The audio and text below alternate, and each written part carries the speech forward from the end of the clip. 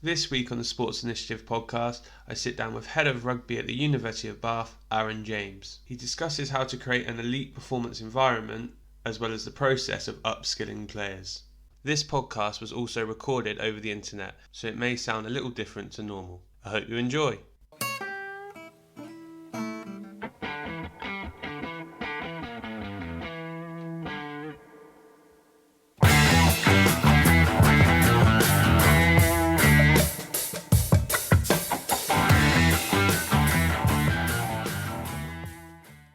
So, Aaron, how are things? Very good, mate. Very good, righty. Yeah. Obviously, when we chatted briefly before, it's nice to hear you and family are all well in these kind of strange times, which is good.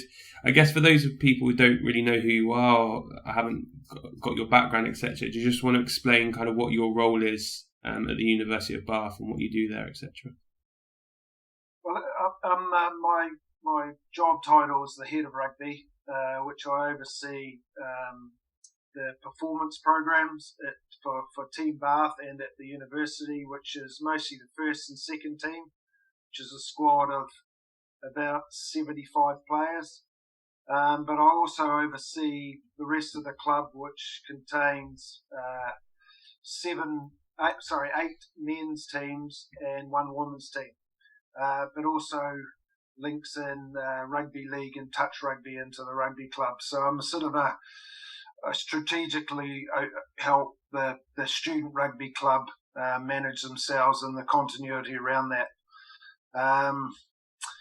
Managing, we are in a national league of the top 10 universities in the country, which is called the Bucks Super League, which is pretty strong competition.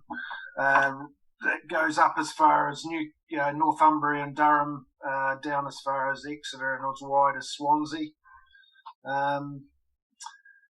That's the general role. Manage staff of physios, administrators and other coaches, including placement students, totaling about 12, I think. And I also am a coach mentor for the Rugby Football Union, doing their level 3 and level 4 courses, and also mentor some other coaches around Team Bath. Okay, so in terms of your role at Bath, how long have you been in the role? How long have you been around the region working like this? So I'd say too long, righty, but I've been there this is my 11th year. Okay. So I'd imagine you've seen quite a change in terms of what the university looks like, what the program and stuff looks like. How has that changed during your time? Oh, it's changed massively. We've gone from, I think when we started, we had 150 rugby or 160 rugby club members. Now we've got through 410, I think. So the numbers are growing. But it's just changed. I think we had 5 teams. Now we've got 8 men's teams. We had 1 women's team. We've still got that. But yeah, it's really gone on, probably moved professionally. We've linked up with a partnership with Bath Rugby. So we've got most of their academy players at the university. Probably got 80 to 90% of them play or study and train at the university. And as I say, we're in this Super League, which has some of the operating standards, minimum operating standards, equivalent to second tier professional. And the way we run things is, as we call it, professional with a small p, because we don't pay anyone. But the way it's run would be as professionally run as a championship side, effectively, or equaling it. So obviously that's relatively new, isn't it? The Super League, is it a couple of years old now? Yeah, it's just done its 3rd year. And it keeps going strength to strength. Guys are. It's been quite a strong pathway into professional rugby for some people. So we've probably over the 3 years have had probably a dozen gone into the professional rugby. Some have already been linked there, but have gone strongly into it. So whether that's Premiership or Championship clubs. And then in terms of like the standard itself, did you find that a big jump up for the university programs, going from how it was divided with North and South into everyone competing together? Yeah. You just have to upskill yourself. From the video analysis stepped up. We're going to share each other's games video with the whole rest of the teams within 48 hours. So we're analysing the hell out of each other.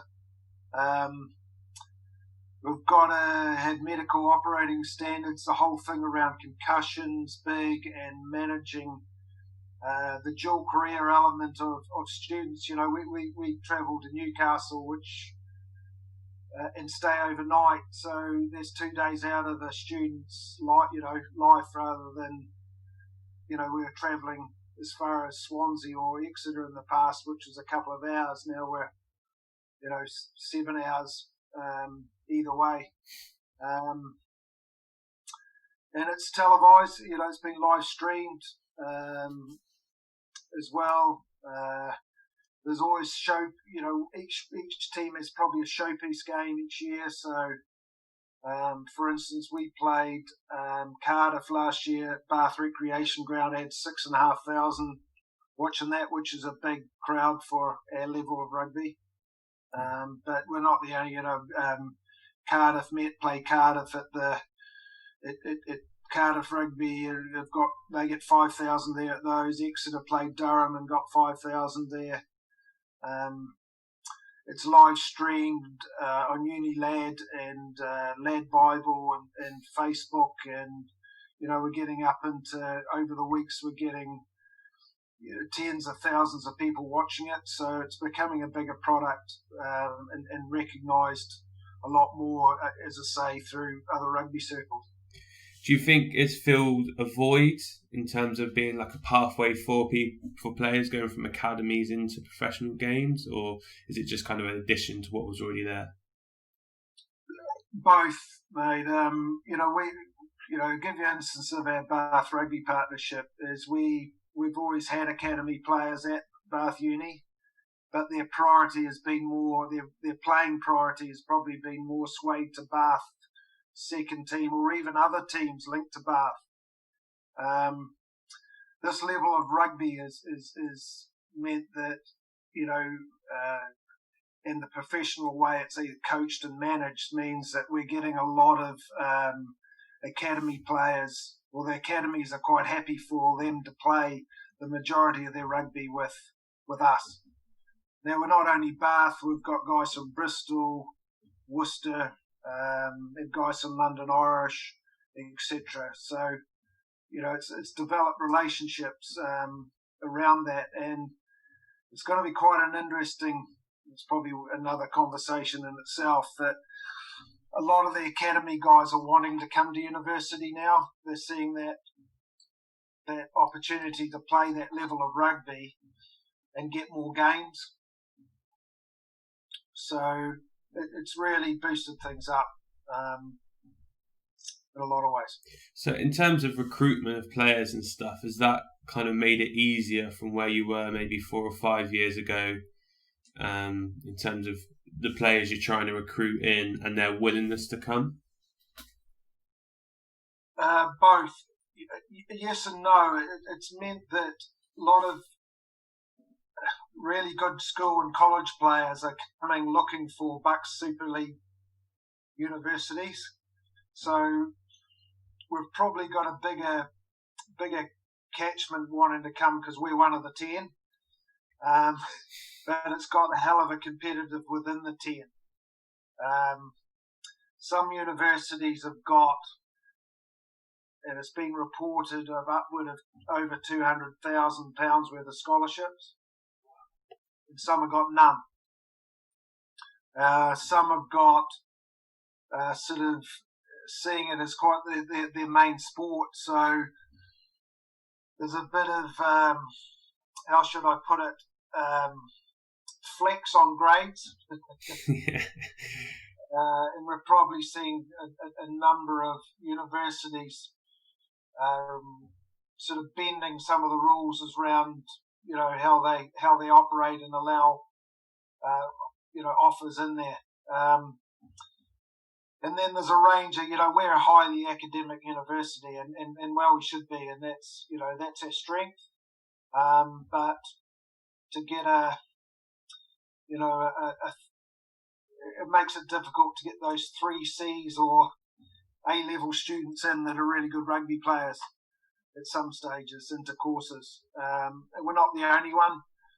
But then, probably a frustration is a few of our competitors are sort of saying, a grade entry is 3 A's and they'll allow them in for if you get 3 B's. Yeah. So, sorry, carry on. It sways people's decisions. And then how do you what's the challenge like for you guys in terms of filling out a 15 or obviously like a larger playing squad? Your selection in terms of position specific compared to grades they've achieved compared to talent level, how do you manage that during the recruitment process? It's a hell of a difficult for a number of reasons. A, because of our sport and injuries and the amount of positions. As they say, rugby's for all sizes. It's for the 22 stone guy, and it's for the 9 stone guy. Yeah. From 6'7" to 5'5", and from all different forms of athleticism, because you've got your front row, which is very specialist, and you need to be at our level probably 100 kgs and quite strong and powerful, but also technically good not to get injured in that area. To a second row that's got to be, you need to be probably 6'3". And then your other, different athleticisms around your other positions. But I'll give you an example. Then you've got, then your injuries, because it's a highly physical contact sport.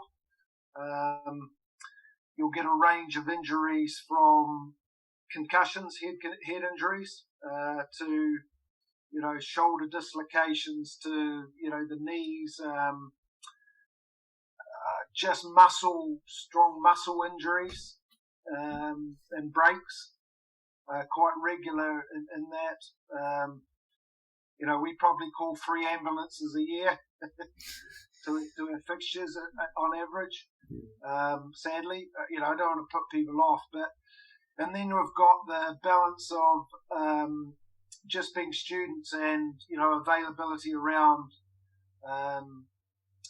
their coursework, because some are doing aerospace engineering to sports performance, to sports and exercise science, to accounting, to economics, to mechanical engineering, and they've got different architecture, so some are not available because of those. Our first team in the first 9 games used 48 players. So managing all that, and then illness as well, or and other things going on, and personal things sort of balance it up. So it's a challenge. That's our biggest challenge is selection and availability and things.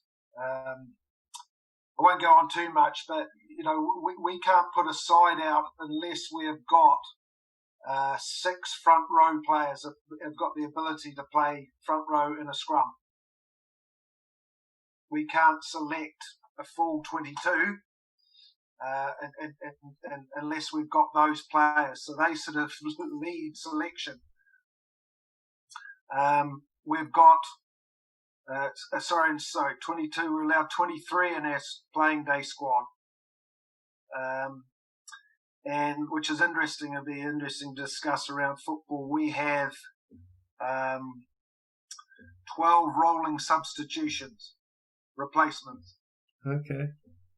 So out of that 8, we can put 4 back on again.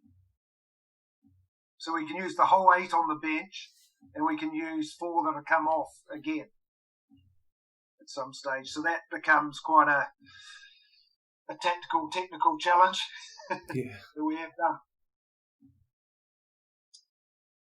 So in terms of obviously when you're looking to get players in, you're mentioning kind of the need for front rows and props and hookers and whatnot.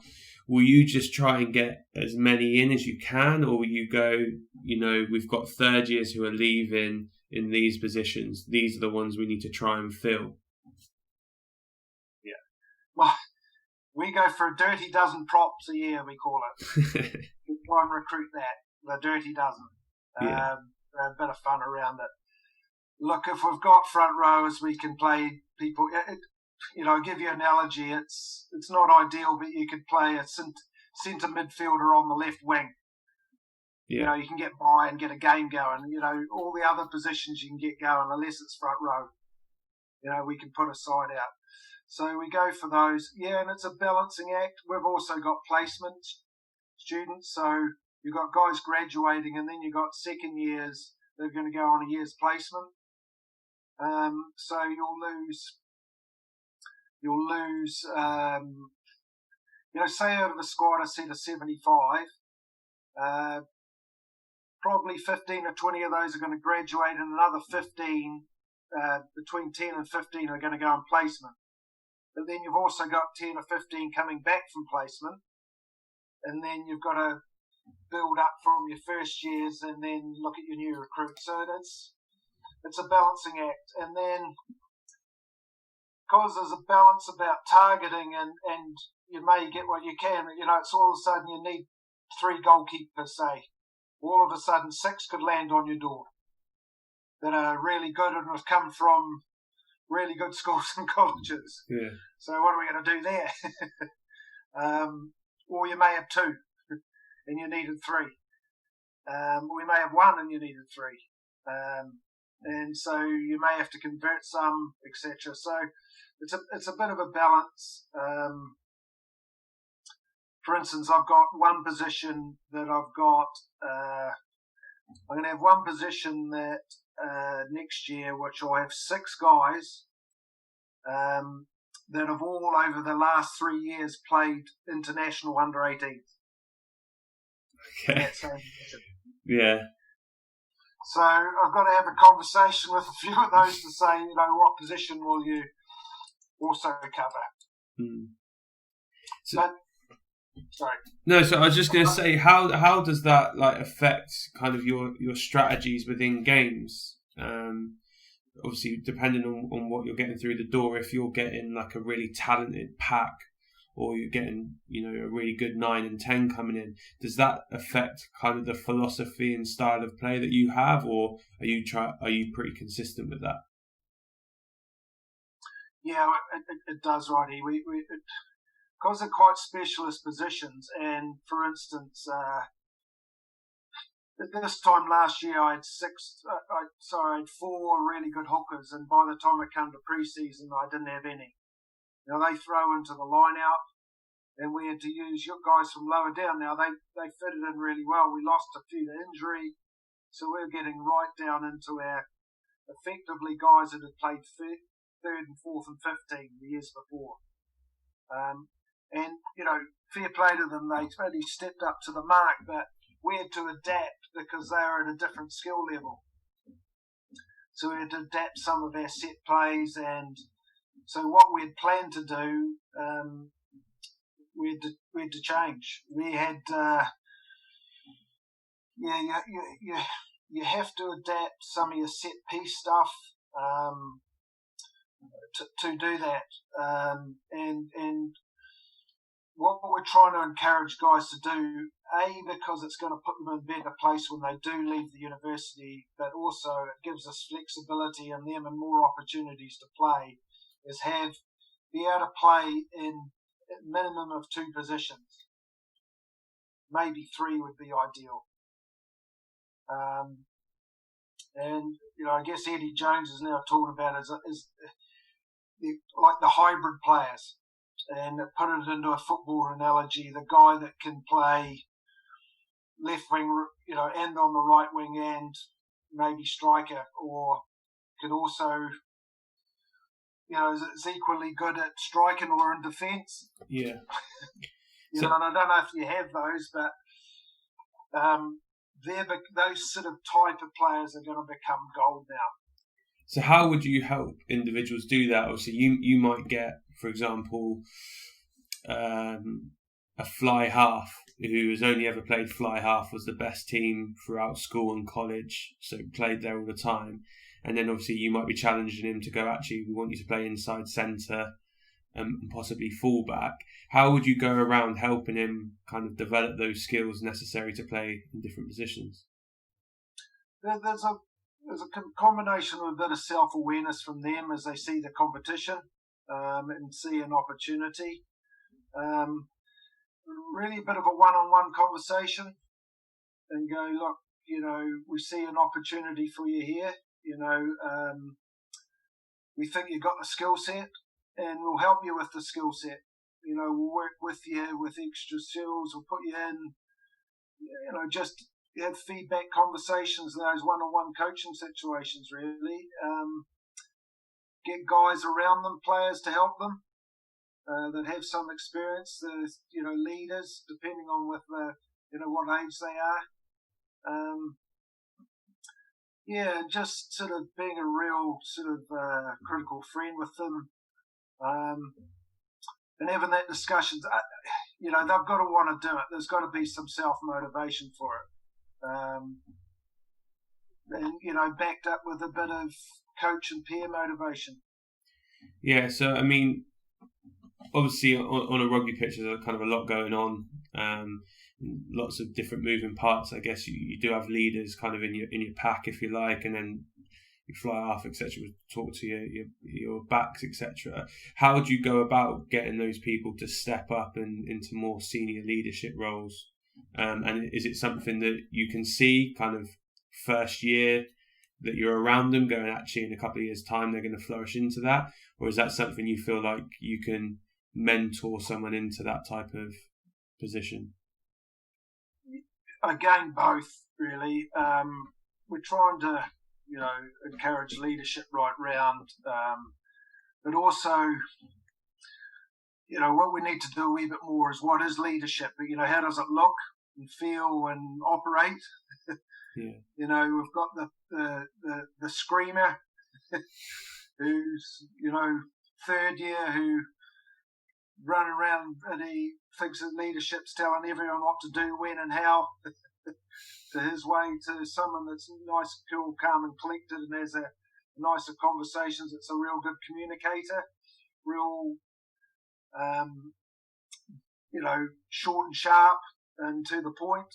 But yeah, we're trying to encourage leadership right across. But again, we want to spend I think we need to spend a wee bit more time on how it looks and for those individuals, how they see leadership is in there.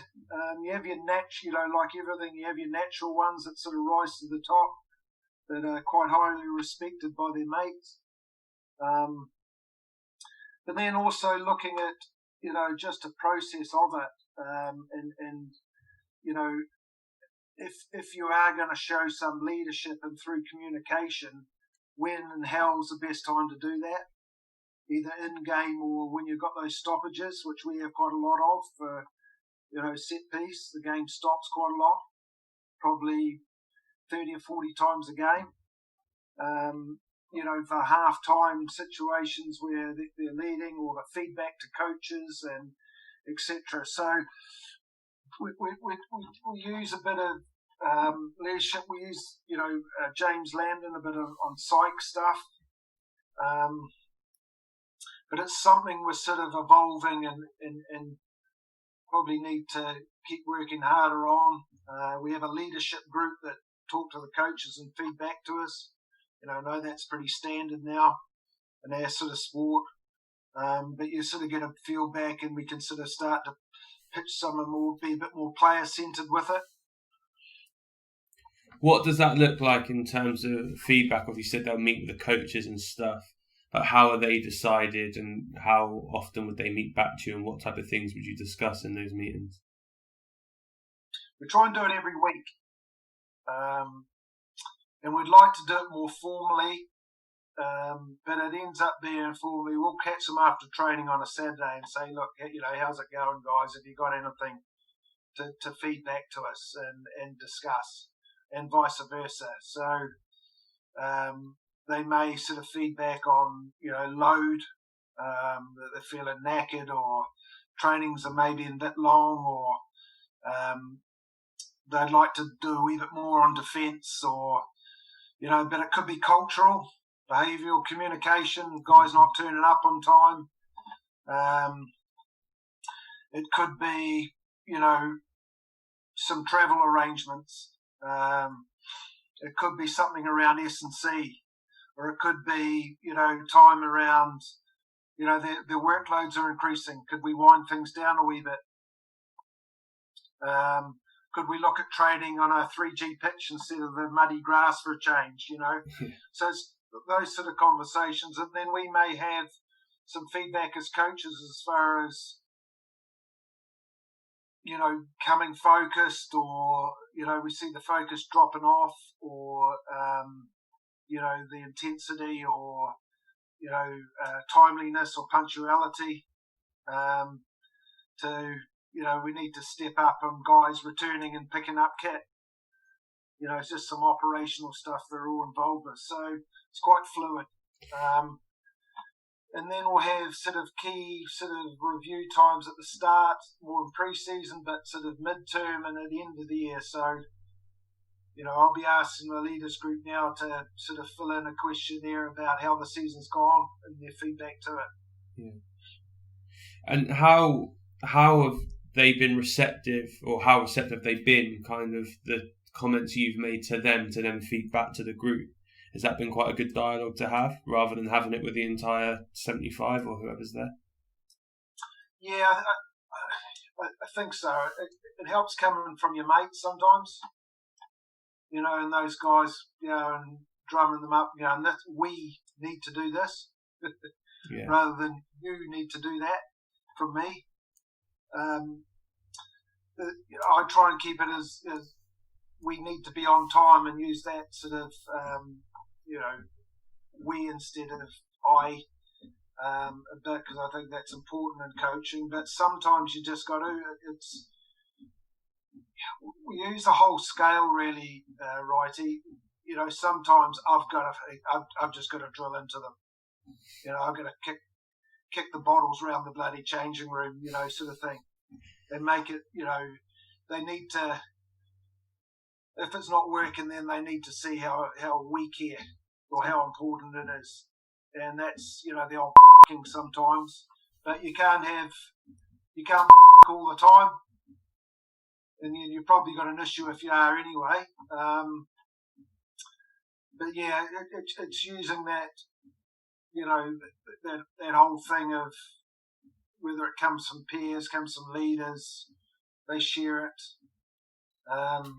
They could, get some small leaders themselves within it to work on something. They elect 3 or 4 guys, a range of the squad to attack, or focus on something positive or something negative. Yeah. So I guess I've got 2 questions. The first one is, do you do any work, like individual development work? And if you do, what does that look like? So in terms of like skill acquisition stuff, or gym sessions, or anything like that. And then the second is, do you have like a philosophy of playing, or playing style that you believe in, that you try and have all your teams look like? If I start with that one, yes, I'm very attacking, and I love to see, when we can, the mindset of just going to attack, and doing that in sort of strange, if that's a weird way or whatever way of trying to score tries, but you can have a defensive mindset where you don't run any, you don't try and attack anywhere from in your own half. You only go at it in their half. But I'm a bit. You've got to back yourself. Yeah. And back yourself big and go for it, and really, rather than focus on what negative things you could give away the ball or turn it over and things, is really focus on what stops you giving away the ball. Still keep that mindset. So that I've got a very attacking philosophy. I've got a kind of player-centered, hopefully, philosophy. I like them. They've got quite a bit of input, but to try things, and express themselves. And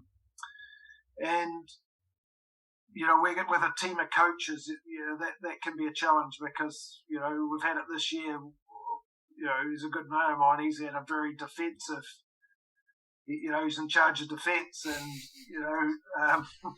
I'm in charge of attack, and there's a conflict there. Yeah. It's the old. Kevin Keegan, isn't it? They're going to score 3 goals, but we're going to score 4. 4 is fine, yeah. Whereas I'd rather they didn't score any. Yeah, and that's who's.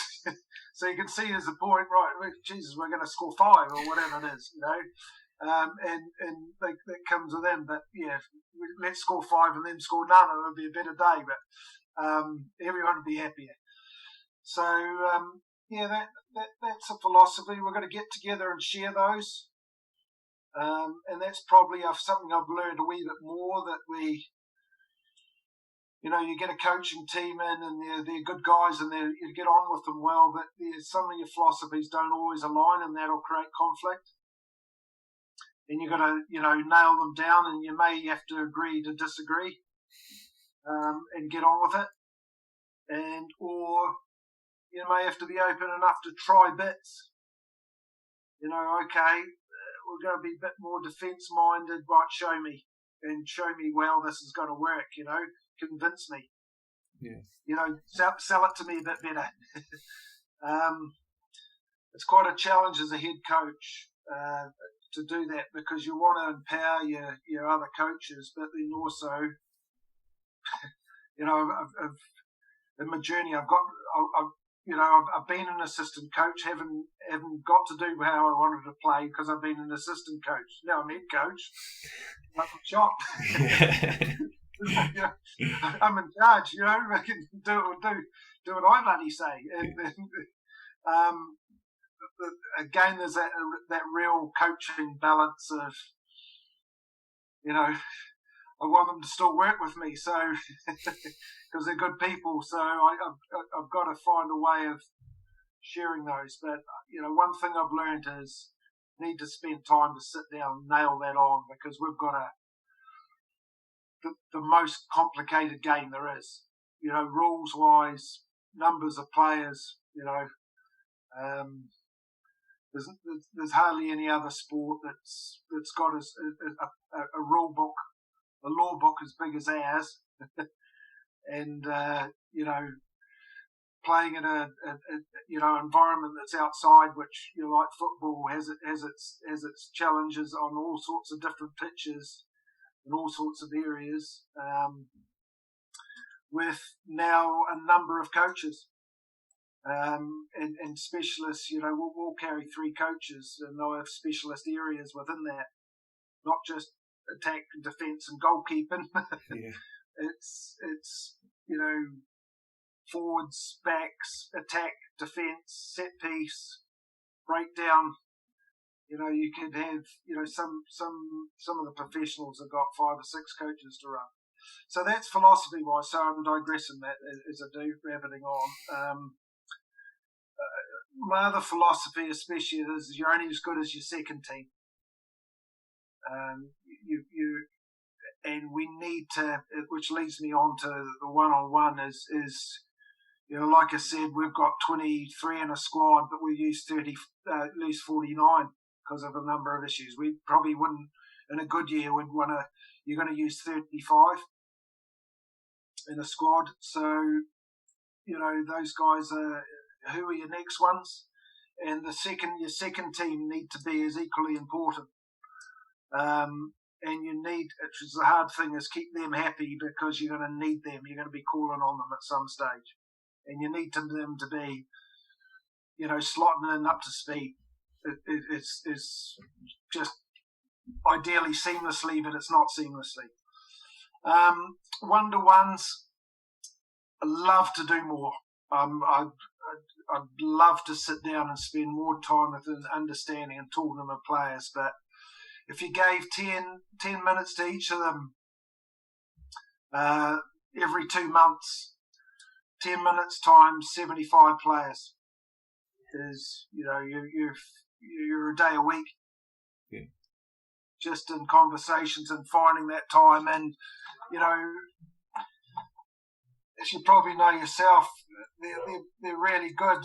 You have a 10-minute conversations opens up another 10 or 20 minutes of conversation and follow-up and feedback. If I'm honest, it kills me. You sort of, it's so important, but you half do it right, or not even half do it right.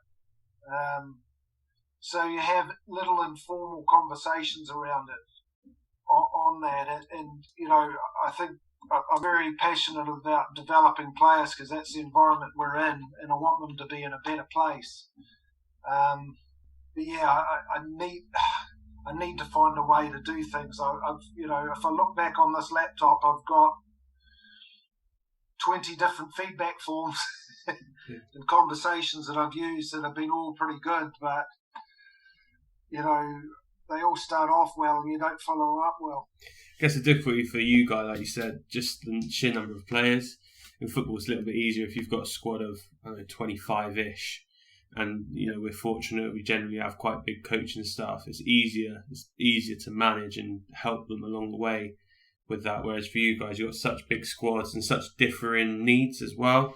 You look at the differences between what your prop might need compared to what your nippy winger might need. They're completely different, so trying to check in with that.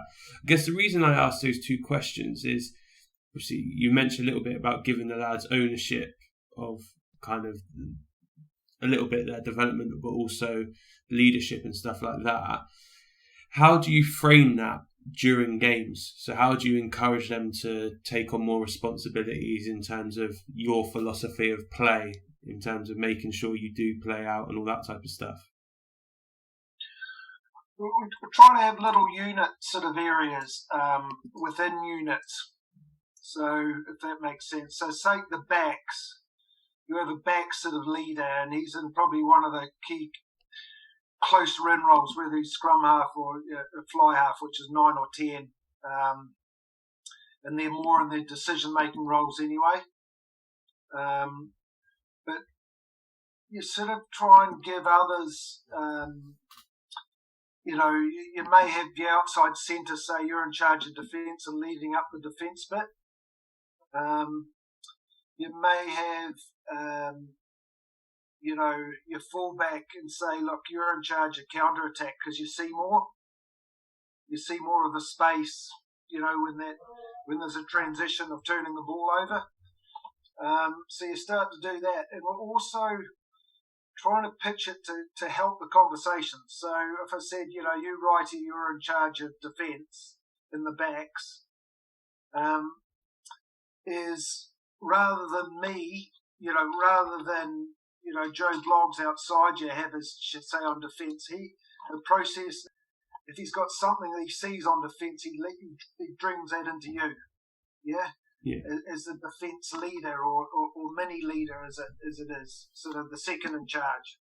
And then, so, at times when you're having in-game conversations, they can feed into you for what they see, and have some sort of accountability and responsibility, and then you could lead that to the rest of the or you could, have that conversation with a coach at half time, or, some sort of messages that we run on and off anyway, within game. So that's what we're trying to do. Also in post-game analysis, righty, you're in defence, you're leading it, pull some boys together to analyse how their defence went in that game. Yeah? And it may be down to you to lead that in if we have a review session, or putting that out on our huddle system, or we may get to a stage where you're delegating but it's down to you to delegate to somebody else to do that and give them a bit of ownership and responsibility. So we use sort of techniques like that. We may change around and say, okay, righty, you've been good, but we'll give you a bit, you're an attack. And why don't you lead that up and just mix it up a bit at different times in the season. So yeah, we're trying to do that, and then we may go to you at half time in their conversations. You've got 30 seconds, try to give us what what the boys are saying, or what do you see? Yeah. Is that what you've always done? Have you always worked like that? Not always. No, we're trying to work more efficiently and effectively with it, and get that. We're still playing with some things. We'll try some new things. We'll go back to old things depending on personnel. We again next year we may have. Well, I probably know I'm going to have a top back line. We'll have 5 or 6 really good leaders. It's great. The year after we may have 2 or 1. I don't know. And we may have to develop them. Some will need some development and guidance, and some won't. Some will be just, I've got a guy coming back from placement, or 2 guys coming back from placement. They're just going to be spot on. They're just. I'll be asking them. They can. Over to you, mate. You coach the boys. It's really, really good. He'd be on the phone to me saying this. He's really open, honest, trustworthy. Captures the mood of the boys really well. I guess that's a positive of having that environment where you can allow those people to pass on to like your first years, etc., that are coming into the program that might, as you say, upskill a few of those into a leadership role, but that looks right for them. So as you said, some are going to be screamers and shouters, some might be quite quiet, some might be an arm around the shoulder. But by having such a big host of 5 or 6 players that can do that, you can probably buddy them up or group them up with other players that can learn those types of skills to keep that environment in place. Yeah, I think so. I think one of the things to first start is your culture as well, in helping that. They've got to feel comfortable in your environment and enjoy your environment. So, and I spend a lot of time as our sort of purpose and mission is for players and staff to enjoy the experience of being better educated, better at rugby, and better people. That's our sort of the 3 Bs, as we call it. Enjoy the experience of being the 3 Bs. So better educated because they're at university. It's got to get their degree. There's education through rugby, and all, whether it's playing or teamwork, etc. Better at rugby because that's our sport, and better people, the people skills, and it's well used. But so all around the 3 Bs, and we have a culture. #BFO, brothers for each other. We're the Bath brothers, and everything they sort of leads into our culture. Brothers for each other is everything we do, collectively or individually, affects each other. So positively or negatively. If we're late, it affects everybody. If we're unplanned as a coach, it affects everybody. If we're real good, positive people, and it affects, it just becomes, you got what I mean.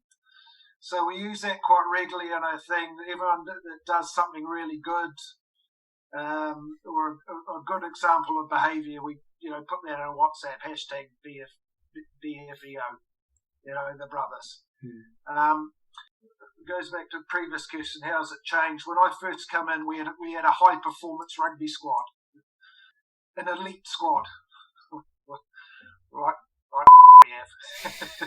and they're a first team, and everyone focused on the first team, and that was one of the first things I changed. We've got to have a second. We've got to have a big squad, so I opened it right up, and causes some issues. So running, that many players is not very focused. But we took away, and it took a while. We got rid of all the seniority, the old freshers. You're a first year, so you're going to now take all the that I had 3 years ago. You're going to get it worse. So we stopped that. So, for instance, there's no seniority at all whilst rugby's happening. That's collecting the kit to dropping back the kit. And we took that away. You can't take away all seniority in schools or this university or even in a club system, because it just is what it is. But you've taken away the end of it, like of the bullying side of it. So we worked really hard on that, and that's been, eventually we got through a cycle with those older guys who didn't feel bitter and twisted about what happened to them earlier, actually this is the best way to be. I'm not going to bully any of those guys. So eventually those first years came through to third years and go, I was really well looked after. As soon as I walked in that door at Bath University, I felt wanted. I was on the same level as those third and fourth years. They looked after me, they cared for me, we had a beer for me, they asked how I was, they integrated me into the side, and now that's what I want to do. I want to do that to my next guys down. So, I'm rattling on here a bit, righty, but that's been massive. So that's helped that whole sort of culture of togetherness has helped all the guys being leaders and stepping up to be leaders or wanting to be leaders. So 5 years ago, 6 years ago, who wants to be a leader? I'd almost have to bully them into being them. Now I've got loads. Can I be? I want to do this. So they've sorted themselves out. Tell us who your leadership group is, guys. Fine. Yeah. Is that a culture that you'd experienced, which is why you wanted to put it in place, or is it just because you were changing with the times slightly? Yeah, but all of that. Yeah, I wasn't comfortable with the way it was. I wasn't comfortable with the way they were operating or the way they were seen. Basically, when you dug down deep into it, our first 15 was seen as a bunch of So socially, when going out for a beer on a Wednesday night, you'd have your first team in one pub and the rest of the club in another. What the hell's that about? Because, and then you got to the stage where, I'd have second or third team guys who I thought were decent enough, but come on, you're going to play for the first team. No, I'm not. Don't want to play for them. Jesus. Yeah. Now you go and ask a fresher. They go to the Cannon pub in Bath. You go and ask a fresher who's playing for the 15. What's your experience like? Oh, it's no good being down there. I was talking to a first team guy. That's amazing, isn't it? Well, no, it's not. And he was he brought me a beer or whatever. So, my philosophy is that's it's crucial. Ideally, is your culture of how you operate and how you look after and deal with each other in a big environment and a big group of guys. To the extent now that they self-police as best we can each other. So if someone does something stupid, the guys come down on them pretty hard because they've affected the reputation of the rest of them. And you all know what university sport, we've had rugby has its challenges in itself, and we've still had some just lately, but yeah, I think obviously, as you said, the culture changed from no one wanting to do it, wanting to be a leader, to everyone wanting to do it is huge, and it's only going to help those kind of in the system, I guess. Do you think that's tied into it being more professional in terms of you linking in with Bath Academy and stuff and having the Super League, or do you think it's just the work that you've put in place to say, actually, no, this is what I want this environment to look like? It's it's the work that we put in ourselves. You know, we whatever happens is we've got to have our own identity and our own culture as Bath University rugby. Yeah, we've there's still things we've got to do around some of the social behaviour and, you know, way we operate. The good thing is all the rugby players, or a lot of the rugby players now can walk around the university and say hi and talk to each other a lot, right down throughout the teams.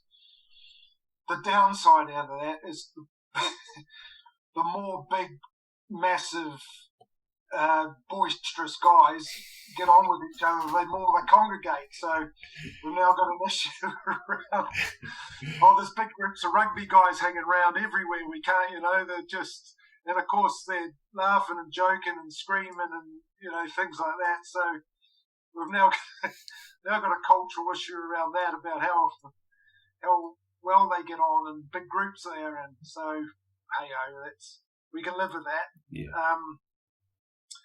I think anyone that comes in has got to buy into your environment culture, whether that's Southampton or university. It's hell of important. It's maybe you're bringing some good stuff from your other environments. Well, that's good, but you don't bring baggage. Yeah, I guess people will be able to hear and everyone know you kind of got a bit of a Kiwi twang, if you like. In terms of your experiences and culturally over there, in terms of what rugby's like, and obviously the epitome of that is kind of the All Blacks and stuff, would you say that that's mirrored to what it's like here in that work and wanting everyone to strive to be the best? Yeah, there's a lot of comes from my upbringing in that, and it's just different in New Zealand. You know, rugby's a sport. It's like football in this country. You know, it's the main sport. You know, everybody, the passion you get of a Southampton fan home and away has gone to everybody game. Is can't see past Southampton club. The rival between Southampton and Portsmouth, you know, the same sort of thing happens in New Zealand and rugby, but passion is similar to the football passion there is here. You know, from the little country town, as everyone's involved in that club. You know, it's mostly that rugby club, and there's a squash club and a tennis club and a swimming club, but most are involved in rugby. And yeah, some of those cultural things around how people operate and get together, you know, is big. Yeah, and that's driven some of my things. But I've learnt, you know, I've been half my life in the UK, so I've got a lot of my stuff across from what I've learnt in England and other sports, etc., as well as that New Zealand roots. But my passion and drive, I guess, comes a lot from, you know, my upbringing in New Zealand, my self-motivation and the resourcefulness. You know, they haven't got a lot of resources, but they haven't got a lot of resources, but they're resourceful. Over there, the way we all had to pitch in. You know, it's an interesting thing. They've all read that. You know, a lot of people read that All Black Legacy book. Yeah. You know, it's become about way they do, and you know, one of the biggest things that's resonated. If you ask many sports, is what's the biggest thing that comes out of that book? They'll say, well, the All Blacks sweep the sheds, and people are still going on about, wow, you know, you've got the best team in the world and they pick up the brooms and sweep the sheds. That was really weird to me. Why is that so amazing? You know, that sort of says something about English sporting culture, that's amazing. Meaning, well, we don't do that. You know, we don't pick up our rubbish. Yeah. Why? So that as a Kiwi is what I've found incredibly, the way people have picked up on that. That was embedded in us. I remember even helping my father, and when he played rugby, we was helping him with the brooms. There was 3 or 4 brooms in those changing rooms 40 years ago. We all did this. We all picked up the kit. We all went and asked what we could do. When the clubhouse was, they closed, last orders at the bar, we all went round and got our glasses, and could we wash them? Yeah, I guess it's the to a degree at the top end, the humbleness of it to want to do that. Whereas I think in England a little bit they go, well, that's someone's job. I think that's probably the differences from my experiences of what that's like. Whereas from my understanding, again, I've read the book, it's them going, well, no, this is part of our identity, is you leave it in a better place than you found it, like they said with the shirts and all that kind of stuff. But it's interesting you said there that's something that's embedded into kind of New Zealand culture in terms of all sports clubs do that, and you're all expected to chip in and whatnot. Yeah, it is, and yeah, it's something. I still find it. We've still got players go, well, I did it last week, so it must be someone else's turn. And it's it's through society a wee bit, isn't it? We, people say New Zealand's a beautiful country. Okay, it's because people don't chuck rubbish out the cars. That's basically why. It's we've grown up with that. Is why would you leave something? Why would you leave something on a? I remember coming over to a pub here and I grabbed all the glasses and took them up. And, almost looked as if I was an idiot at doing that. It's just we were. If you I remember as a kid, if we saw someone throwing a chip wrapper out of or an ice cream wrapper out of the car in front of you, you would take his number plate and tell the police. Yeah. It's those sort of things that are identified grew up with you, and now I've got to run around and make sure that we've cleaned the bus out when we get off, and things like that. So those are the things we're trying to change, and they're just important, really. It's just an important way of working in our whole product and the way we've seen. We need the bus driver, we need the groundsman, equally to see that we're a good bunch of blokes and people, and that's the true text. I think if everyone does a little bit, like an extra 0.5%, that's a lot extra overall, isn't it? Which I think it doesn't take a lot, like you said, to go and take some glasses up or just to pick a couple of bottles up or something like that. So yeah, I agree with you on that. How do you feel? Obviously, from a bit of my research, you were at Southland, is that right, as a kid? Yeah. How did you find that in terms of your, I guess, sport and education? You obviously mentioned a little bit in terms of your kind of cultural and social education there. In terms of Southland Rugby Club, how was that for you, and what kind of lessons did that teach you? It's a bit different. I'll give you the analogy. It wasn't my club; it was my province. So it's almost, it works like almost the county system is here. So Southland was effectively Somerset County. Okay. So say that no, it's probably region Southwest region. Yeah, which contained combines quite a lot together. Yeah. Yeah. So I played for a club which was Old Boys, my high school Old Boys, which then I got selected into a provincial representative side, which was Southland. And Southland played, effectively the Southwest played the Northwest, London and Southeast, effectively, if you take it like that.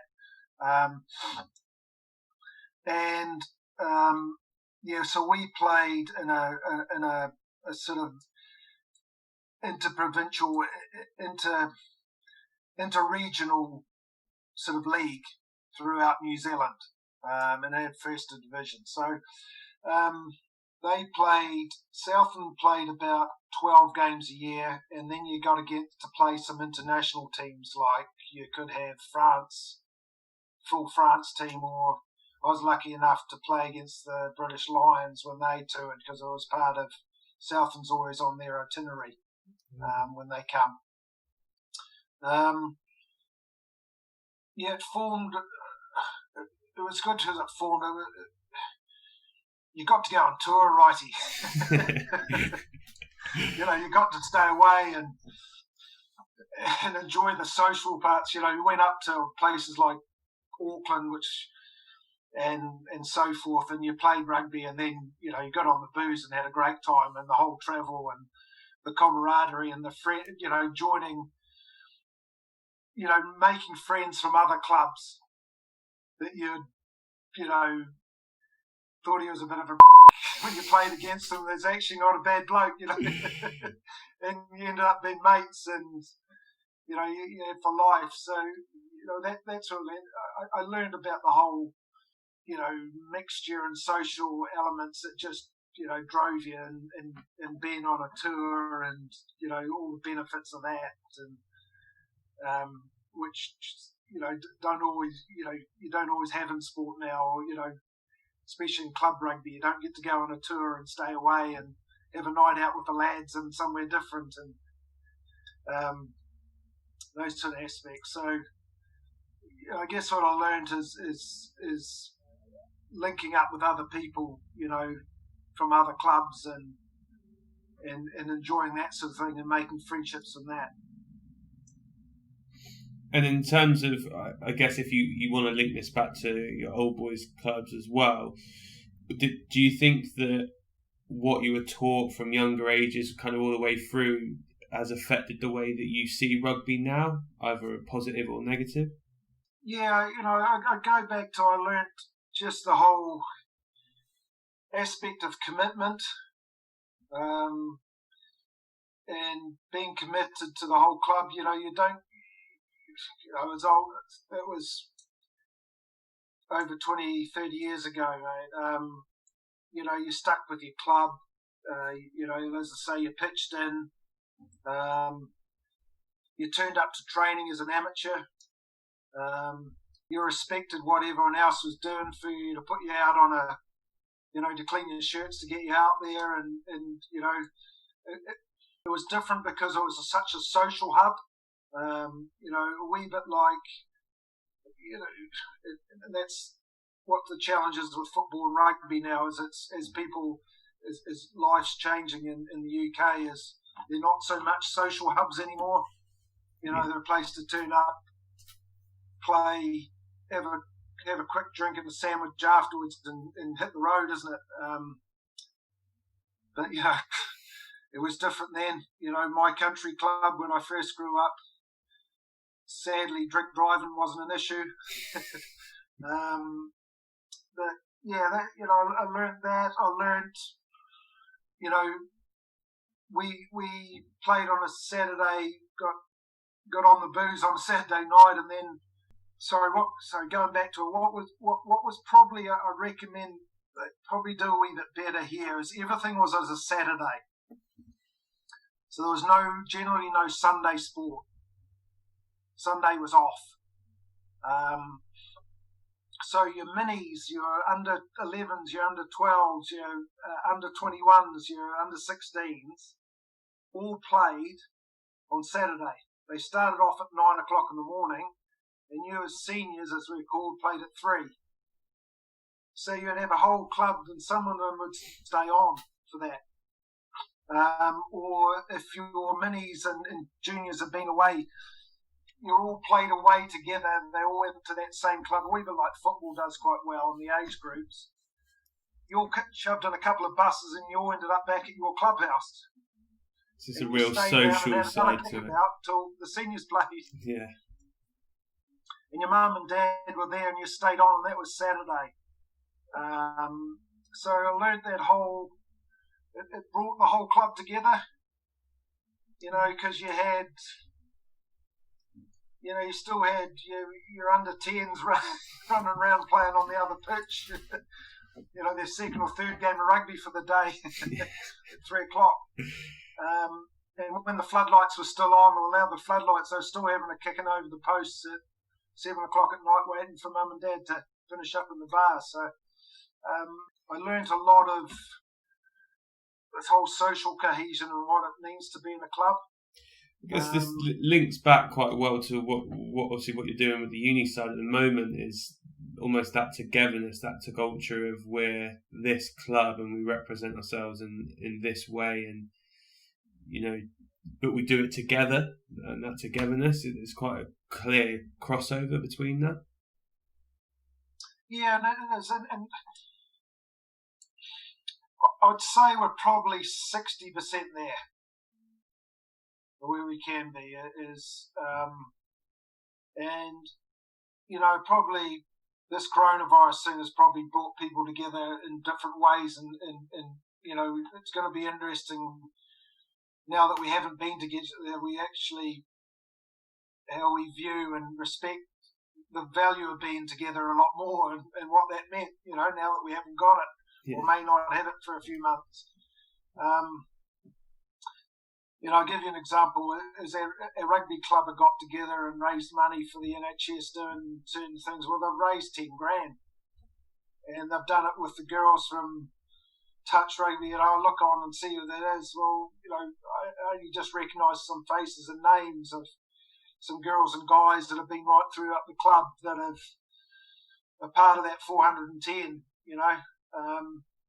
and that's hell of a powerful, and it says a hell of a lot that they've been able to do that and create something positive. But I think, it just binds you together, and I think as a product, it should be a vacuum, righty. People love being in it. That's the ultimate. I love being in this rugby club. Whatever that is, whether it's playing and being part of it, and hopefully that becomes infectious. That they're going out and people are talking about that. That's my philosophy. People are talking about how good it is from an outside, whether it's the bus driver, the groundsman, the people in it, the girlfriends, the boyfriends, the lecturers at the university, and then the brothers and sisters and the other people in the other schools who will hopefully want to come and be part of that. And that'll help my recruitment and, all sorts of things. That's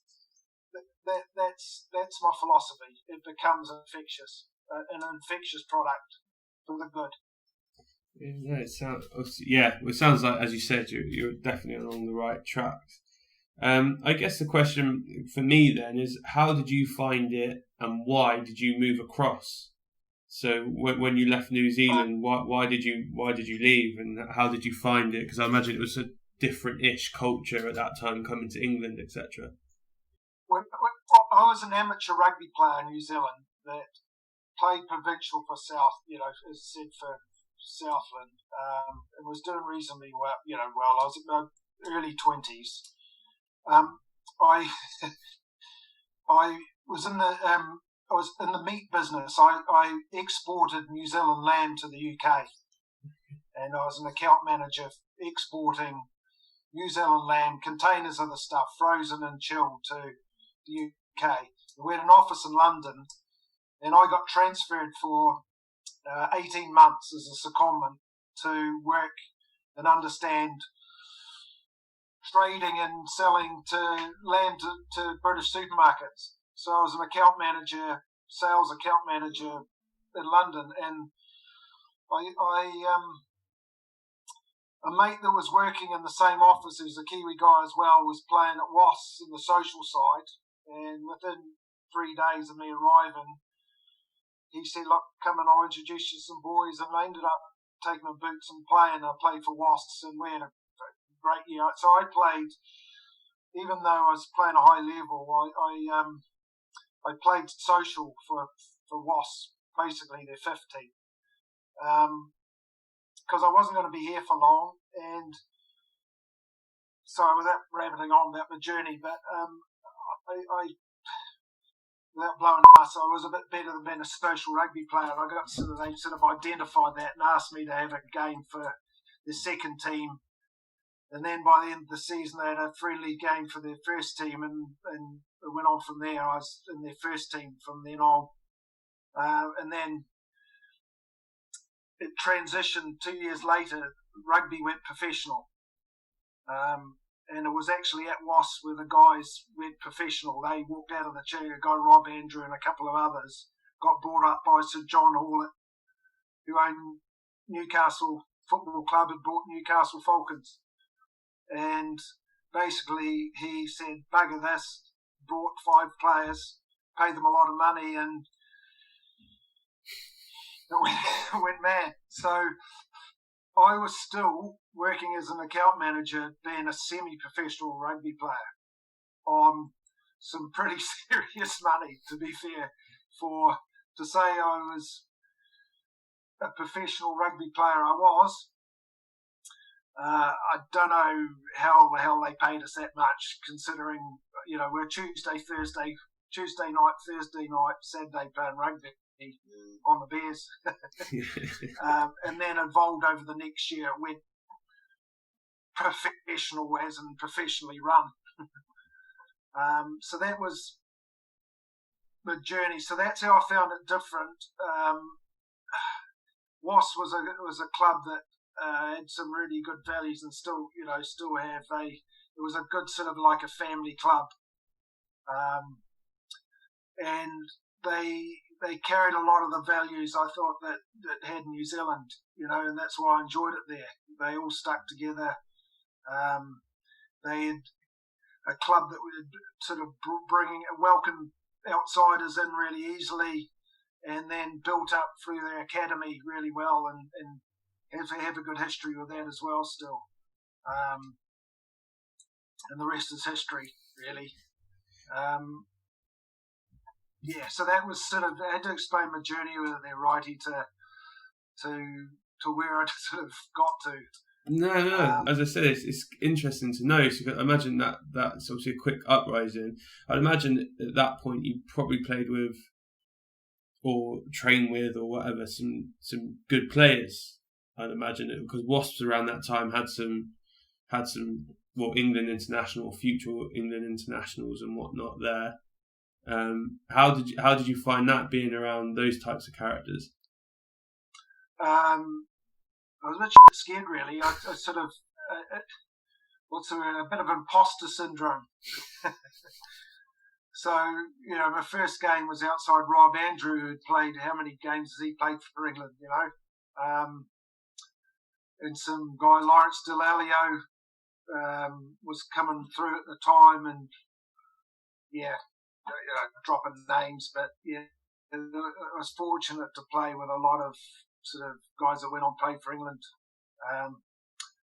But also I was an old hat at some of the young guys that are coming through, in the academy, and some are through. So, I captained. It was sort of one of those ones where I could see the writing on the wall. I was getting a bit of an older player, and I didn't want to be a full-time professional, because I was getting near the end of my career. So I was sort of the second team captain. So I had a bit of a leadership role, I was asked to help bring some of the young guys through with my experience and things. So, but also was also going to, had the opportunity to play first team. I did on occasion, but I was the second string, because they brought in a guy, Vaianga Gamala, who basically it was an All Black and then played for Wigan. Was a star in rugby league, and then they brought him in, and a few other decent rugby players, guy Rob Henderson from Ireland, and so on. So I also got to, as I say, got to be a bit of a leader and captain, and then I transitioned into coaching straight afterwards when I left. I went back to Wasps and coached their under-19s and under-21s for a couple of years before moving to Bath. So that set me in good stead. So when you're around kind of those players, obviously you're, from what you've said there, experience in terms of your rugby, and you played a lot and you've been in a lot of leadership roles. When you were around those players that went on to have really good careers or were in the midst of a very good career, was there a common thread for those players that stood out to say that's how you get to the very top, or these are the kind of expectations you need, or the drive you need in order to get to the very top level? Look, my philosophy and what I learned through either playing or coaching are the players that I've played with and the players that I've coached that have got to the top. What I've learned is they hold one sort of quality that sort of is common to them all, and that's their self-drive, their self-motivation to get there. And if you haven't got that, you don't get there. You know, that's what I believe. So I had a range of guys. So when I got there was a guy, Dean Ryan, who's now head of Dragons, the coach Worcester and Bristol, and played for England. He's a bloody good bloke, but he's brutal. You know, he's and people will tell you that, and I'm not. He's a good bloke, Dan. And he have a beer with him. That you know, if mate, I walked in late, he had me up against the wall. I mean, and I remember a guy that ended up being an England captain, sort of convincing him to drag me down off the wall, but I'd let the guys down. Now, that was leadership in a different way. Yeah. You know, and then, you know, later stages, Lawrence Delalio took on as a young coach, and however passionate guy, heart in the sleeve, lead by example. You know, I learned a lot off him. You know, as of, you know, that was the main ones that was sort of there at my sort of playing career. But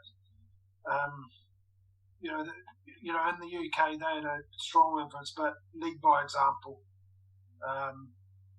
and just the qualities of your commitment and work. You know, the hard work element has stuck with my leadership. And I guess, like you said, that self-drive, particularly with the age group you're working with now, I guess is probably pretty prevalent in terms of they're away from home for the first time for most of them. And those that want to progress and get through that system kind of are going to have to be driven. They're going to be the ones who are going to stay out and do the extra bits compared to the others that maybe will do what the session is, but then they want to go and explore the other side of university, which is equally is fine, but it depends what, I guess, their goals are, etc. Yeah, I think then you've got to add the self-management side of it, right? And I guess that may happen in the football. You've got some great talented kids that have got that driven, and you know, or sometimes the parents are driven. But yeah, they've got to add the self-management side to it. You know, managing their you know, lifestyles around balancing up rugby, their degree, their social life, their, you know, work life and things around that, and balancing all that up. And some are really good at doing it, and some need a bit of help. Some are never going to be, you know, and that's just life. And sometimes, you know, at our level, you've got to put up with a whole lot of them. You've got to try and, you know, some of them you've got to sort of bring down off the ceiling a wee bit. Some of them are so self-driven they become unrealistic and frustrated. You've got to bring a realism to it and a patience to it. Yeah. I want to be a prophet, you know. I laughed, the guy captain who's now, he's made it Tom Doughty, who's I've spent a lot of time with Tom, was their captain last year. He got a contract with Bath Academy and has just re-signed again with them. Hell of a self-driven, hugely self-motivated. The number of times he pestered the hell out of me, the number of times I told him to off, Tom. When are you going to tell Bath they need to contract me, Aaron? We still laugh about that. I will, Tom, when you're ready. Sadly, I won't name names, but I had to put up with 3 guys this year that, if they weren't in the position, and it wasn't because of other injuries and opportunity, I'd probably be happy not to see them again in my life. As a squad, because they were just, you talk about setting standards as, some guys, it kills you. I got to get on the phone and talk to somebody that's just hasn't turned up to a training, hasn't been committed, hasn't really focused in the gym. You got to ring them up and say, need you to play on Wednesday. And it kills me, but it's that brothers for each other. It's not about him, it was about the rest of them. Sort of philosophy. I'm going to have to suck it up for him, because otherwise, the hole's bigger than the part. Yeah.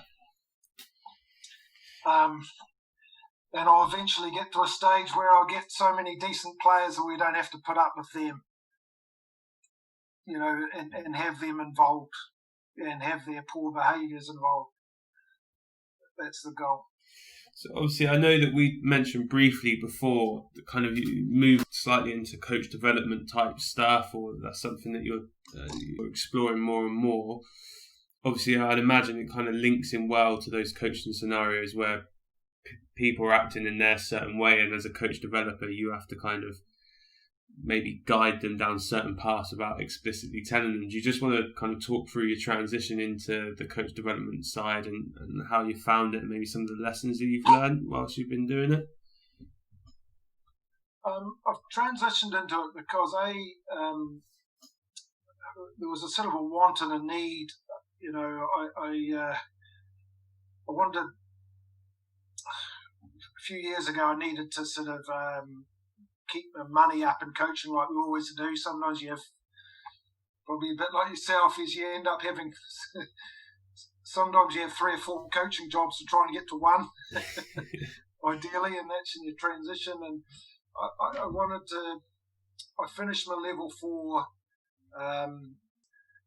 coaching award, and I wanted to, they asked for sort of people to help mentor in it, and because I enjoyed it and I was part of still being involved, I got involved with being that mentor and with not being hell of a trained, and I got to mentor 2 or 3 really good coaches that are, probably even in a higher level than me, as far as work-wise. And I learned through that relationship, I got really good mates with them. And we share a lot. We still do now, at times over officially. But I learned a hell of a lot off them, and they say they learned a lot off me, and I really enjoyed it. I got a real passion for it. And also in my role at Bath University, a lot of assistant coaches, and probably one that you probably went through was Scott Hobson, who fortunately got a serious rugby injury. His career was over in the mid-20s, and came to the university and did his foundation degree in sport, and got into coaching, and he became an assistant coach. And won't go into it, but I sort of, on and off the field, we spent a lot of time together, so I sort of ended up being a mentor, advisor, parent, sort of guide, I say that in a nice way, because I got, as your relationship with these guys you can get quite personal if your relationship and rapport gets quite good, and you can get into some of the real personal sides of for both of us. And you actually end up sharing it as mates, like you do your best mates, like that. I've got problems with my girlfriend situation, So, long story, I've got a real passion for it. So, and I've been pleased that he's gone on to some good things. He's now head of rugby at Bryanston's. Another guy, Adam Jameson, who I coached as a student, and he went down and been a professional rugby player outside of our environment, and then got another injury, and then he came back in and gave him an opportunity with us to develop as a coach, and supported him and mentored him and helped his development, and actually thought, well, I think I've got a passion about it, and I've seemed to have done reasonably well with some of these guys. I had some good feedback about it, so it's something I want to take on further. And I'm a 53-year-old coach that there's another Aaron James that's 30, 40 years old, but he wanted my job, rightly so. I wanted the person that was head of me's job. And I'm near the end of my journey, and I need to look at what's next. My journey as a coach is, the curve's flattening off, and I'm comfortable with that. I've coached in academies, coached in professional situations. I've coached England students and England student sevens, so I've coached internationally. And I'm at a top 10 university in a really good environment, and I can't, for personal reasons, a professional coaching job is too insecure for me to transfer my whole family and life to go and do. So that's where I am, and so coach development is an up and coming thing, still in its relatively early stages, and I've got a passion for giving back or helping people. I've got a passion for, a lot of people that helped me through my journey shared their experiences really well. And I just, short of as I think I can be really good at it. Because I'm really self-driven and passionate to be good at it. And, Did it, when you went into the role early on, or when you were going through these experiences, did it challenge you about some of your beliefs or some of the things you had been doing before, or did it reaffirm all the work that you were doing? Both. Sometimes it's good to go, and that's a benefit of having and sharing and talking to other people is, you have some ways of doing things. You have some self-doubts as well, and I think that's natural as a coach. And it's good to just see other coaches, whether it's in your environment or outside your environment, go, they think like that.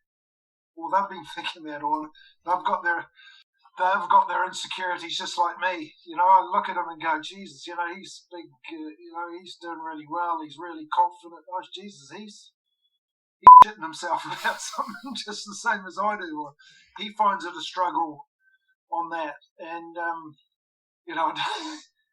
that's encouraging. I think you learn a lot to see different things about how they do stuff, or different philosophies, or different ways of doing. Go, well, actually, I'd adopt that. You end up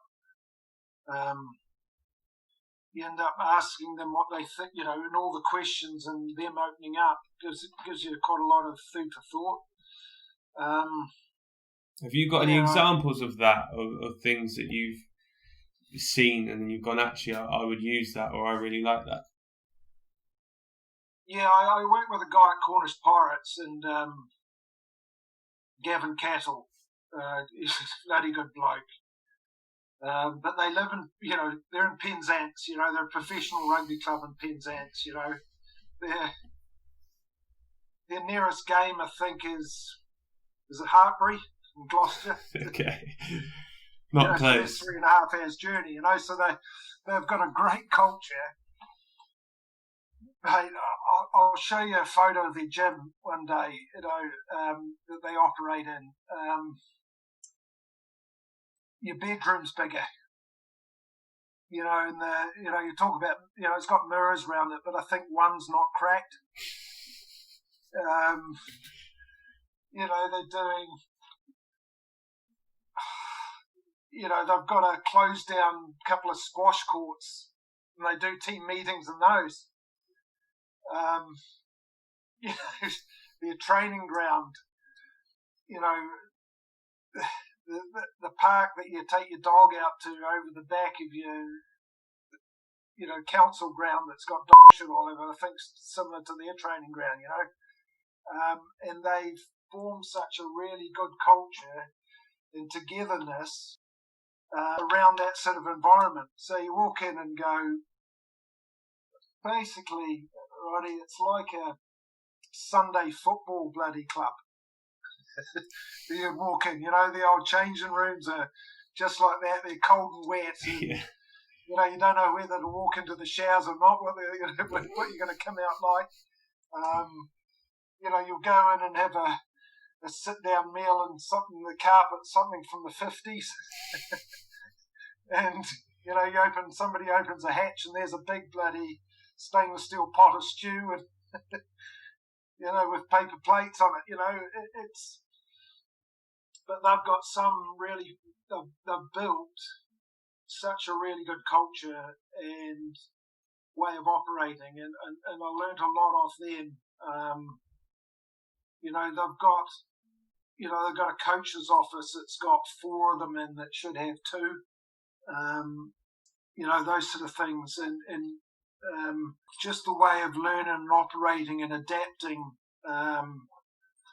to just making the most of, just small resources to get a high-performing team that, out of it is really good. Say that gym of, they've got 35 players to put through. I think they can get 5 or 6 in their gym at one time. So how do that operate and getting people turned over really, really quickly, and how do you adapt to that? So, and how would they do that? What type of thing would they do to get that? Just structure and scheduling, just and uber forming a organised. culture where people, where they just adapt. The players adapt. And make fun of it, enjoy it. There's so much down there that you could grizzle at and go, what the hell am I doing here? That, it's just you need to see it, to see and believing a bit. But it's I don't know how to explain much different.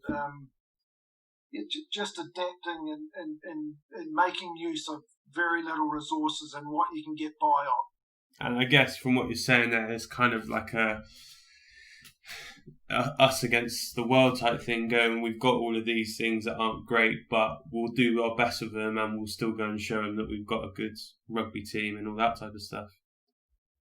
Yeah, it's like, Righty, is if you could design a meeting room for your players, what would you put in it? You'd have a great you'd have photos around the wall, and, you'd look at learning environments, and you'd have your projectors and screens all, high definition, and everything run pretty slick, and, you'd probably have, little cup holders and things on the desk, isn't it? Let's make a really good learning environment, because someone would be criticising, is this the best learning environment? They've got their members lounge with a projector and a projector screen. Yeah. Running sports code off a laptop that they're sitting on a desk that doesn't even fit the bloody. You've got 2 different desks for the projector and the laptop. Yeah, they've got to lift out the chairs that the bridge club use. And And it then, comes. I guess it comes on a down to. Wednesday afternoon, It comes down to being driven. If you want to do it and you want to do it right, you'll find a way, regardless of what challenges you face. Yeah, it is, and we as we have more money, or we after more money, is what do you put it to? Is we have some, we're creating some nice environments for for our players, and we're, the best kit and making things look all glossy, and the changing rooms are looking real. We've got nice things up, we've got flags up, and it looks really comfortable and nice. Do we need it? This makes you ask about what your priorities are, and it's going to be interesting again now after this goes. Where I don't know about you guys with big football clubs, but we're going to be on half our budget. At the least, we're going to have to operate right on the bones of our bum. So, how are you going to keep a culture, an enjoyable culture going around like that? We're going to have to adapt. And it's probably, there's a lot of people, and rightly so, fearing, what are we going to do with half a budget that we had we didn't think was big enough anyway. We're probably, from what I've learned, I'm more comfortable with that. As I'm sitting here now, I'm sort of going, yeah, well, okay, we've got less balls, and we're going to have to, that bag that I was going to throw out, it's going to last us for another year. Yeah. Those shirts, we're going to have to go out with that same set of shirts as we had last year and just get on with it. And I'm going to have that water bottle crate that I was going to throw out. Give it a good scrub. Put some cable ties around it. Yeah. Cool. And we'll get by. Yeah. And we'll still have a good rugby program. Yeah, and in long term, it could be a positive. People make use of what they've got better. I think everyone's done that, even in the most simple context of being better with food, where we're not able to go to the shop, all the time. People are finding more inventive ways to use the food that they've got in the house, which long term will obviously have benefits for everyone. I'm sure in a club context, it'll be the same. You'll find ways to still keep an elite program with the facilities, etc., that you have. Yeah. Sorry, that's what going on from coach development. That's that I'm always keeping an open mind on things as well. How it helps, but I've probably, if I could have my time done, I've just done learning some of the academic sides of coaching and mentoring, and how people learn, and I probably should have known that, but just they talk about pedagogy, but and andragogy, and how people need different times to reflect, how they unlearn, how they filter out their learning. It's something I've probably picked up in the last couple of months or so that's helping me. How, the whole questioning thing, how you to use questions as coaches or when not to, and that whole coach development sort of side of it is you get to test that. Yeah. Quite a lot, and trial that and see how that works a wee bit. But from leading questions to just being self-aware of your failings or what you've been doing. Coaching some things. It's great. It's a great atmosphere, coach development, to observe people without any. You sit, as I say, you're in, but you're out. You're a helicopter, and the benefits of being a helicopter, taking a helicopter view, where you can see so much, but and effectively hear so much, but you're not involved. And you haven't got any of that sort of what's the word? there's no threat to it all. You haven't planned it, so you're relaxed. I guess is what I'm saying. You got a relaxed view of it. I think we found that quite a lot with our peer observation stuff. Just the coach who's taking a step back generally sees loads more in his group than the person delivering the session, because you're not worried about driving the standard or if they're doing it right or praise or when to talk to them, when not to talk to them. You're purely almost seeing what you see. And that ability to take a step back is something that I know as a group of coaches, we're trying to give those chances to do that, because you see your players in a different light as well when you're not constantly having to watch their every move. Being able to step back and see how they interact in a huddle or they interact in a 1v1 or all that type of stuff, I think is proving more and more invaluable. Yeah, it's massive. And how do your coaches... how's your behaviours around that? Are you pretty open to each other? I think we're fortunate in a couple of ways. The first being we're all quite close. So because we've got good friendship relationships / working relationships, everyone's relatively open to critique or questioning, which I think is the biggest one. Question about why you're doing certain things. And I guess the other thing, we're probably quite young on our coaching journeys. A lot of the people I'm working with were quite young into it, and so it's always been bred into us ever since I've worked at the club, and most of the people that I work with are younger than me at the moment. We've always had experiences of being peer reviewed, so because of that, it's not different to us. Whereas I'd imagine if this was 15 years on for me and I'd never had it done, and then it was being introduced, it would be kind of an alien concept. Whereas because I've had it since the age of 21.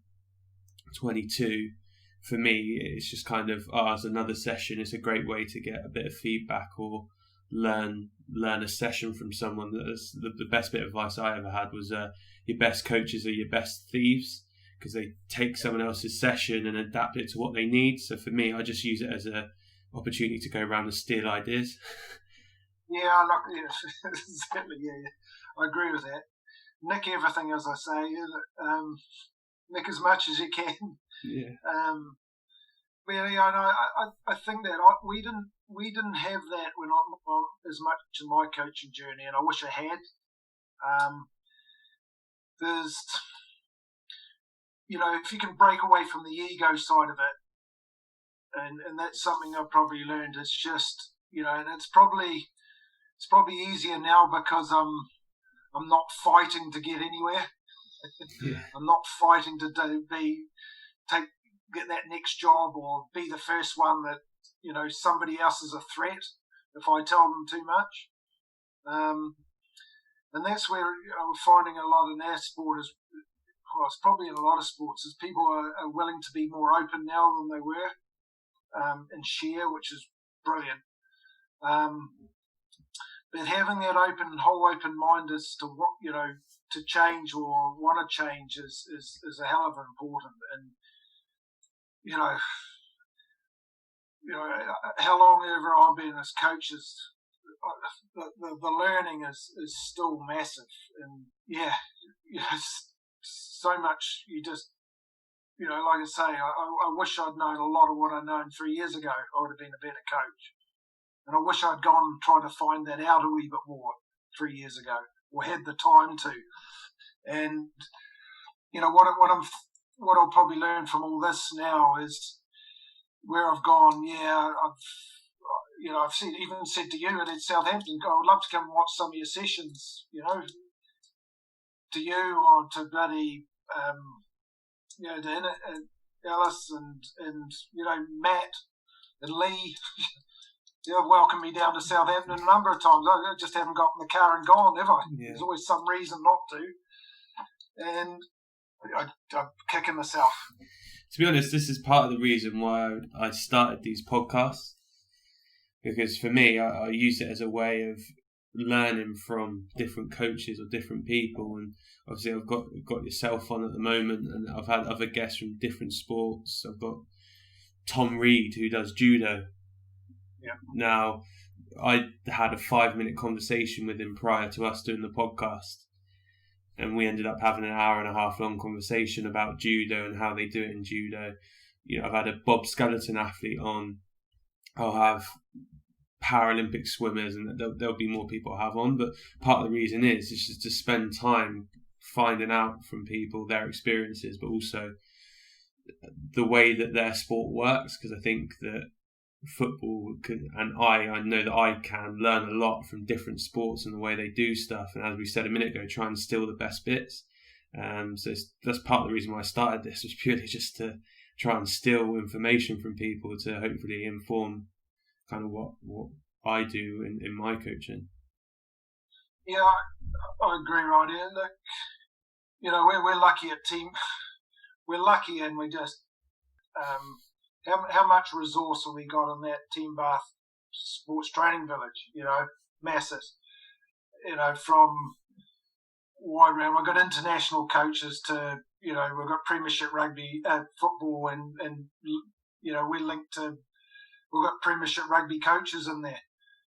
Mark Lilly is a Premiership Rugby coach. Judo, right through. We've got British swimming, British athletics, UK hockey, GB hockey. It's all there. All in one building. Just need to take advantage of it. Yeah, we'll go and have a coffee and get on. Do we get on with each other? Well, yes, we do. We just we don't sit with each other. Yeah. So what I'll learn is, what my actions from there is at least 2 hours a month. I've got to go and connect up with someone. Even if it's informal coffee, isn't it? Just to sit down and have a conversation, and it will flow, and you'll pick up bits and go, actually, that was interesting. That's something for me to think about. Well, the biggest challenge, other than actually doing it, the second biggest challenge is keeping it to an hour, isn't it? That's what it'll be. Yeah, for sure. Before you know it, you're both looking at your watches going, I'm actually late for my next meeting, we've got to shoot now. Yeah, it is. But then also what I learned right is, it's even like, we have good staff CPD meetings and staff get-togethers or one-to-ones, but, it's interesting you said, might organise another one. What we don't do very well, what I learned very well, is we should have two, because there's follow-ups. You learn so much, and, we've all been probably to Southampton, had a good CPD, and they all said we had a good staff away day. Well, what's going to happen after that? Yeah. And you need that follow-up day. Yeah. So I learned on this day, and this is what I've done since. The actions I've put in place. Or reflecting on that day, I want to ask a wee bit more around this, so I want to dig in a wee bit more about this. And then I think that's when you get your really good learning and the really good follow-up. Because, how many away days or have we been to or coach education sessions where we'll come out of it buzzed up as hell, and what are we actually doing with it now, Yeah. And we're probably all guilty with that. Yeah. Forgetting it, half of it, because you've listened for however long and maybe not made the amount of notes you were meant to or should have done, or put the notepad away and don't look at it again for 6 months. Yeah. And I think that's something I'm learning as well, Righty, is follow-up times. Yeah, sure. 2 sessions. Yeah. Well, that's something I can definitely take away from this. I guess, listen, I appreciate, obviously, we've been on going for a while, so I'm going to wrap this up, but I'm going to ask you a question that I ask everyone, and kind of gives a bit of an insight into you, I guess, which is, who's the best player that you've played with or against, or coach you've kind of worked with or against, and why?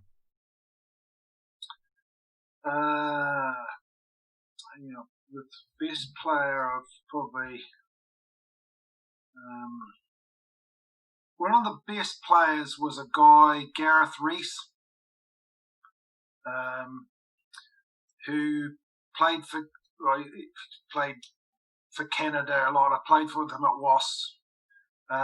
His skill set was amazing. He was, if you see him, if you look at him, he was probably He's probably about 3 stone heavier than he should have been.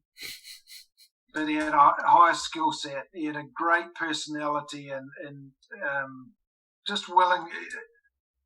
I just learned a lot off him. He was just good to be out on the pitch with and have discussions with on that. And he was a good leader, great socially as a person as well. Pretty close with Lawrence Delalio, who I sort of played a bit with, but it just his leadership and his drive, passion and drive on that. Who I've coached, that's enough. You only asked for one. Well, that's fine. That's perfect. Yeah. No, that's perfect. Well, listen, Aaron, I appreciate your time. And as you just said, then we'll have to check in again and do another one of these if you're up for it. Yeah. Cool, righty. Thank you. Cheers for that, Aaron. Cheers. Thank you. Cheers, mate.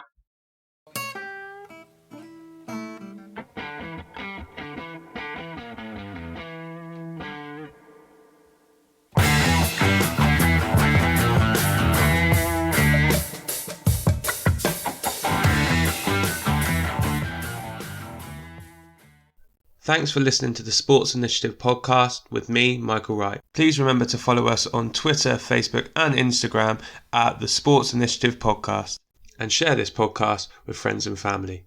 I'll see you next week.